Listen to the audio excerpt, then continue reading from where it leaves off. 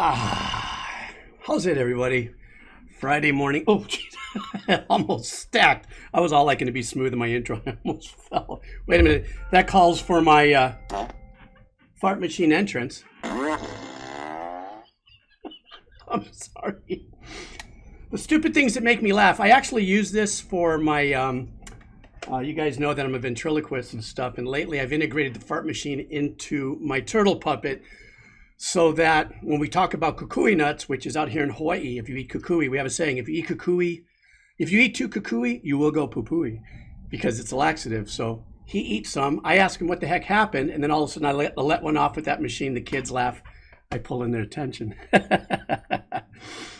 Oh, 15 minutes of fame to 15 seconds of fame. I wanted to just reflect on something about what I'm seeing happening here. And I know this is way off compared to the rest of the stuff I do on this channel, but it's a very unique thing that I empathize with. And then I kind of like who moved my cheese movement a moment. Like, when you are a creator, you have to be ready on the fly to change directions based on how the environment around you changes. So I'm just going to boil this down to something fairly simple. And only because I'm in my early 60s, I kind of reflect on it on a personal level, especially being part of the post-Hollywood machine. To ever get anything that you've ever created sonically or visually on TV or radio, cable, before internet, was absolute hell, monopolized, funnel, politics, just ugly as possible.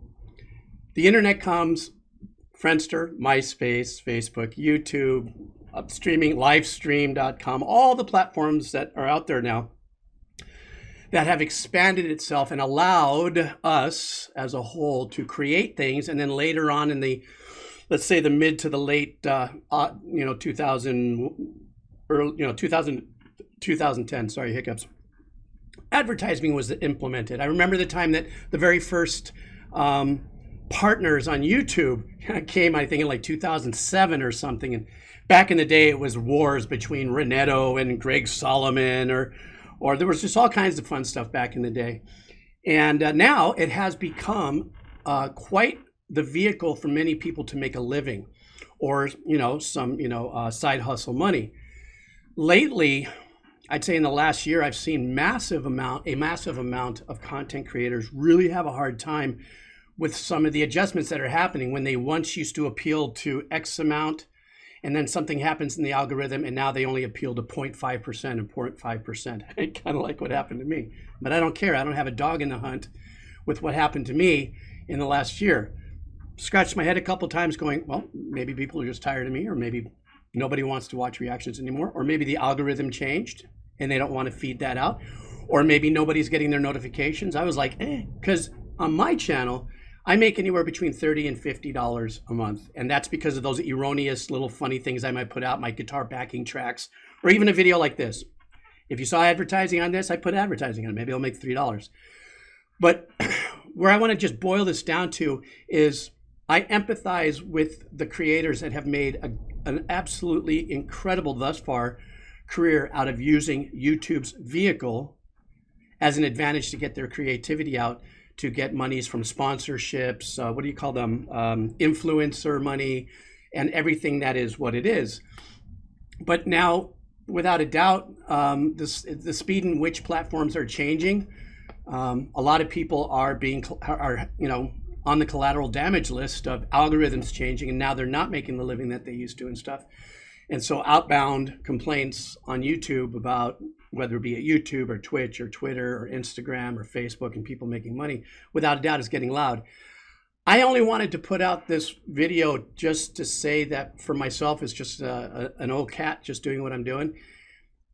I fully understand what they're feeling. I don't understand what it's like to have a massive, following into the millions, and then all of a sudden everything so abruptly changes after you maybe bought that house or have the family going and stuff like that. But I kind of do in a little bit because that's how the music business always was for me. I always used to joke about, my music business is defined by top ramen and, or cup of noodle. And then every now and then I can have cup of noodle and I can add egg and some lettuce and some tomato on there. And then sometimes I have a good year and I have my cup of noodle and I can put the lobster tail in there and maybe have a side of, creamed corn and whatever. But I think you understand what I'm saying. For myself, I just always kept this middle line of being grateful and understanding that the world of creativity will always change. And I watched it happen to many people through the course of my career, my own family, the ups and the downs and stuff. And for me, when I see content creators complain about YouTube changes, all that indicates to me is they're ready for their next change, their next mission to be more creative or change it up or flex with it. Like I've always go back to that book, Who Moved My Cheese? It's a 5th grade read. I think every kid in 5th grade should read this. If they read this book, this intuitive messaging of change is coming. I don't know. I don't like it. Maybe I shouldn't. Maybe I should. No, I'm going to stay here and just pretend it's not going to change. I don't care. And then the other character's going, no, we gotta, do other things. I mean, I just got all kind of old man and positive here. Typically I would have posted something like this on my other channel, which I have my little itty bitty, positive wave rider channel, but I wanted to post it here because there is such a broad spectrum of people on this channel from so many professions and life experiences that might have some comments about that, sharing about, not so much what the YouTube creator community is going through all these changes, but just changes in of itself. Just like the title of this video, when 15 minutes of fame goes to 15 seconds of fame.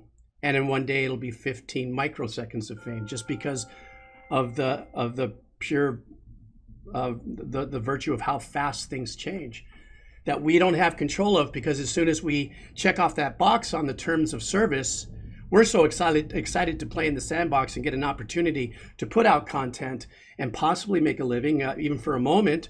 There are those who are still doing fantastic, but just kind of reminds me of the ups and downs of old TV days when producers used to have to produce pilots and go to NAPTI and pitch it in front of producers and or studio execs.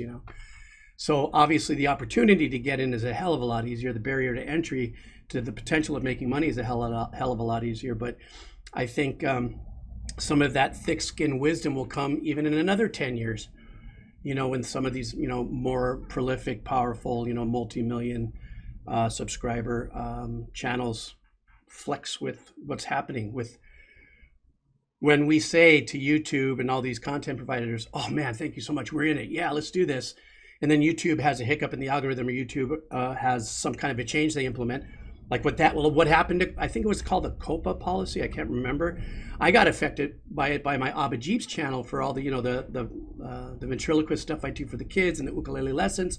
All of a sudden, after that policy was implemented, my channel took a huge dump in views and stuff, because they didn't, they locked off no more comments, no more, streamlined advertising went to nothing.